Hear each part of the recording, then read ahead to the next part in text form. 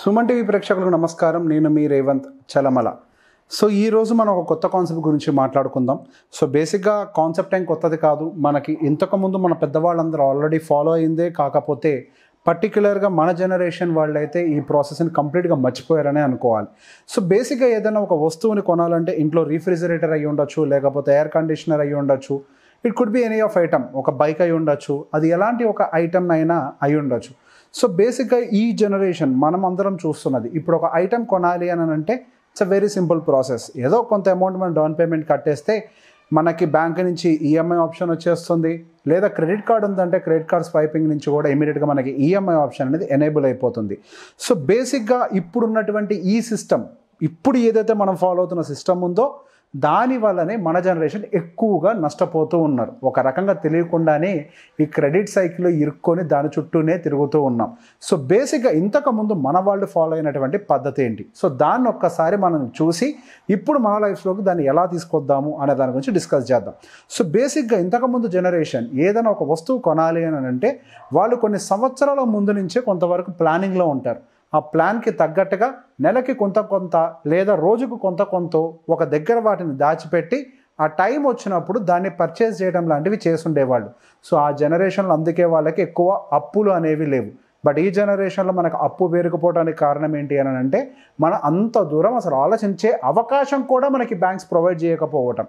మనం TV open చేసినా, Facebook open చేసినా, ఇన్స్టాగ్రామ్ ఓపెన్ చేసినా, మెయిల్ ఓపెన్ చేసినా, మెసేజ్ ఓపెన్ చేసినా, అసలు ఫోన్ ఎత్తినా మీకు లోన్ ఇస్తాం, క్రెడిట్ కార్డ్ ఇస్తాం, అప్పు తీసుకోండి, కావాల్సింది చేయండి అనే ఒక ప్రచారంతో మన మైండ్ సెట్ అంతా ఈజీ వేలోకి వెళ్ళిపోవటం, అసలు ఆలోచించే శక్తిని కోల్పోయేలాగా చేసి వాళ్ళకి వడ్డీలు కట్టుకుంటూనే మన లైఫ్ అంతా గడిపే విధంగా మన లైఫ్ అనేది ఒక లూప్లోకి వెళ్ళిపోవడం జరిగింది.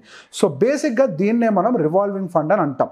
దీన్ని ఈఎంఐని అవాయిడ్ చేయడం కోసం క్రియేట్ చేసేదాన్ని ఒక రివాల్వింగ్ ఫండ్ అని అంటాం. అంటే ఫర్ ఎగ్జాంపుల్ మీరు ఒక ప్రతి సంవత్సరం పిల్లలకి స్కూల్ ఫీజులు అయితే కట్టాల్సిందే. ఫర్ ఎగ్జాంపుల్ ఒక 50,000, 60,000, 70,000 స్కూల్ ఫీజు ఉంటుంది. సో బేసిక్ ఇది మనకి ప్రీ డిఫైన్డ్, మనకు ఆల్రెడీ తెలుసు ప్రతి సంవత్సరం మనకి పలానా నెలలో మనం ఖచ్చితంగా స్కూల్ ఫీజులు కట్టాల్సిందే అని. అండ్ అలాగే మనం ఒక రీఫ్రిజిరేటర్ కొనుక్కోవాలి అనుకున్నాం అనుకోండి, ఇప్పుడున్న మనకున్న రీఫ్రిజిరేటర్ కండిషన్ చూస్తే మనకు అర్థమవుతుంది, రైట్, ఇంకొక 3 years 5 years ఖచ్చితంగా వస్తుంది అని. సో ఒక 3 years తర్వాతనో ఒక 5 years తర్వాతనో ప్రీ డిఫైన్ టార్గెట్ పెట్టుకుంటారు, ఆ తర్వాత దీన్ని మార్చేద్దాము అని చెప్పి. అలానే మొబైల్ ఫోన్ కూడా అయి ఉండొచ్చు. అండ్ ఇప్పుడు ఒక మొబైల్ ఫోన్ కొన్నారంటే ఖచ్చితంగా నేను ఒక 3 years వాడతాను, 3 years తర్వాత దీన్ని ఖచ్చితంగా చేంజ్ చేస్తాను. ఇది కూడా ప్రీ డిఫైన్డే. సో బేసిక్గా మీరు గమనిస్తే ప్రతి ఒక్కదానికి మనకి ప్రీ డిఫైన్డ్ మనకు ఆల్రెడీ ఐడియా ఉన్నప్పటికీ మనం ఎక్కడ కూడా దాన్ని ఐడెంటిఫై చేసి ఒక వరుసలో కనీసం రాసే ప్రయత్నం కూడా చెయ్యము. సో ఎవ్రీ ఇయర్ మనకి ప్రీ డిఫైన్డ్ ఐటమ్స్ ఇవన్నీ ఉంటాయి. సో వీటి కోసం మనం ప్రతి నెల కొంచెం అమౌంట్ని కనుక అక్యుములేట్ చేసుకున్నట్లయితే అటు రీఫ్రిజిరేటర్ అయి ఉండొచ్చు, లేకపోతే ఎయిర్ కండిషనర్ అయి ఉండొచ్చు, మొబైల్ ఫోన్ అయి ఉండొచ్చు, లేదా మీరు ఒక ట్రిప్కి వెళ్దాం అనుకుంది అయి ఉండొచ్చు, that could be any of either thing. Car కొనుక్కోవటం, చాలామంది కూడా 5 years ముందు నుంచే కార్ కొనుక్కోవాలని ప్లాన్ చేస్తూ ఉంటారు. సో బేసిక్గా వాటి అన్నిటిని మీరు ఐడెంటిఫై చేసి రాసుకొని ప్రతి నెల వాటి కోసం మీరు ఎంత కాంట్రిబ్యూట్ చేయాలి అనేది ఒకసారి ఐడెంటిఫై చేసుకునే ప్రయత్నం చేయండి. సో బేసిక్గా దీనివల్ల మనకు ఉన్నటువంటి అడ్వాంటేజ్ ఏంటి, సో బేసిక్గా మనం ఐడెంటిఫై చేసుకొని రాసుకొని ఇన్వెస్ట్ చేసినట్లయితే మనం తర్వాత అనవసరంగా ఈఎంఐ జోలికి వెళ్ళాల్సిన అవసరం లేదు. ఈఎంఐకి వెళ్ళడం తప్ప అంటే కాదు, బేసిక్ ఈఎంఐ అనేది ఓకే మంచి ఆప్షన్ అయి ఉండొచ్చు.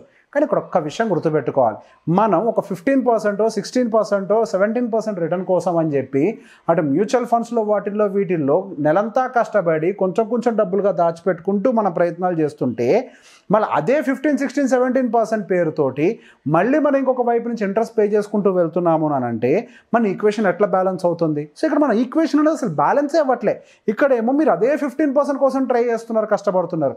ఇంకొక వైపు నుంచి ఏమో మీ దగ్గర ఉన్న డబ్బులు ముందు మీరు ప్లాన్ చేసుకోకపోవటం వల్ల ఇంకొక 15% బయటికి ఇంట్రెస్ట్ రూపంలో పే చేస్తున్నారు. సో ఇది ఎట్లా బ్యాలెన్స్ అవుతుంది? ఇది బ్యాలెన్స్ అవ్వదు. సహజంగా మనం ఆర్థికంగా ఎదగాలంటే ఏం చేయాలి? మనం ఇంట్రెస్ట్ని మన ఇంట్రెస్ట్ని బయటికి పే చేయటం కాదు, మనం ఇంట్రెస్ట్ని మనలోకి తెచ్చుకోవాలి. అంటే బయటికి మనం అప్పించి ఆ ఇంట్రెస్ట్ మనలోకి యాడ్ అవుతూ ఉంటే అప్పుడు మన వెల్త్ అనేది స్టెప్ బై స్టెప్ గ్రో అవుతూ వెళ్తుంది. కానీ మనం ఇట్లా ఈఎంఐలు తీసుకొని వాటికి వడ్డీలు కొట్టుకుంటూ పోతే మాత్రం డెఫినెట్గా కాదు. సో బేసిక్గా ఎప్పుడైనా ఇప్పుడు మొబైల్ ఫోన్ కొన్నారా, ఇంకా నెక్స్ట్ 3 yearsకి ముందే ప్లాన్ ప్రిపేర్ చేయండి. Whatever you are doing now is just మీరు ఈఎంఐ తర్వాత అంటే ఫోన్ కొన్న తర్వాత చేయాల్సిన పని ఫోన్ కొనకముందు చేస్తారు, అంతే తేడా. దానివల్ల అడ్వాంటేజ్ ఏంటి? మెంటల్ పీస్ ఉంటుంది, టెన్షన్ ఉండదు, వడ్డీలు ఎవరికి కట్టరు. ఇన్ఫ్యాక్ట్ మీరు ఈ డబ్బులు తీసుకొచ్చి ఏ ఎఫ్డీలోనో ఆర్డీలోనో లేకపోతే ఏ లిక్విడ్ బేస్డ్ మ్యూచువల్ ఫండ్స్ అంటే ఈక్విటీ కాదండి, లిక్విడ్ బేస్డ్ అంటే లో డ్యూరేషన్, అల్ట్రా లో డ్యూరేషన్, ఇట్లాంటి మనకేమైనా బాండ్ బేస్డ్ ఇట్లాంటి వాటిల్లో కనుక కొంచెం పెట్టుబడి పెట్టినట్లయితే మీకు తక్కువ ఎఫ్డీ అయితే ఐడియా ఉండే ఉంటుంది, 7% ఇస్తుంది. అండ్ ఆర్డీ కూడా సుమారుగా 6 to 7% మధ్యలో రిటర్న్ వస్తుంది. అండ్ ఈవెన్ మీకు బాండ్స్ బేస్డ్ మ్యూచువల్ ఫండ్స్ కూడా దాదాపుగా 8% వరకు కూడా రిటర్న్ జనరేట్ చేస్తూనే ఉన్నాయి. సో ఎందులోనైనా కానీ మీకైతే రిటర్న్స్ వస్తూనే ఉంటాయి. సో బేసిక్గా ఫస్ట్ మీకు ఉన్నటువంటి టార్గెట్స్ ఏంటి? సో ఇయర్లీ మ్యాండేట్ టార్గెట్స్ ఏమేమి ఉన్నాయి?